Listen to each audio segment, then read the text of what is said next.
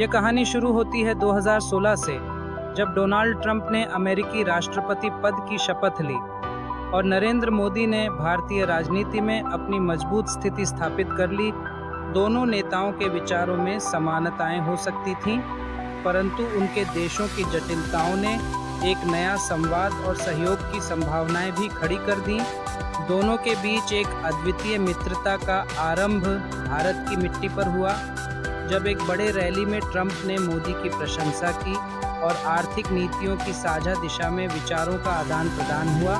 जैसे जैसे उनके संबंध विकसित हुए, व्यापार और सहयोग की दिशा में कदम बढ़ाने लगे। 2020 में भारत और अमेरिका के बीच एक महत्वपूर्ण व्यापार समझौता हुआ, जिसमें दोनों ने एक दूसरे के बाजारों में अपने अपने हितों को प्रगाढ़ किया। इससे न केवल सामरिक दृष्टिकोण से देश और भी निकट आए, बल्कि यह भी दिखाया गया कि आर्थिक मजबूती वैश्विक स्थिरता की कुंजी हो सकती है। इसके बाद वैश्विक मुद्दों की चर्चा करना भी जरूरी बन गया। जलवायु परिवर्तन, आतंकवाद एवं मानवाधिकार जैसे मुद्दों पर दोनों नेताओं ने एकजुटता का परिचय दिया। उन्होंने साझा मंचों पर अपने देशों के नजरिए को रखा, जिससे उनके मतदाताओं में भरोसा कायम हुआ। विशेषकर आतंकवाद के खिलाफ उनकी मजबूत रणनीतियों ने वैश्विक स्तर पर दोनों देशों की भूमिका को मजबूत किया। अब हम 2025 की ओर बढ़ते हैं, जहां यह जानना महत्वपूर्ण है कि मोदी और ट्रंप की युति क्या आकार लेगी।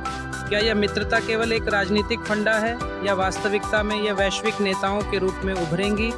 इस समय में दोनों देश तकनीकी नवाचार, आर्थिक समृद्धि और सैन्य विकास की दिशा में तेजी से आगे बढ़ रहे हैं। कुल मिलाकर मोदी और ट्रंप की दोस्ती राजनीतिक परिप्रेक्ष्य के एक नए आयाम को प्रस्तुत करती है।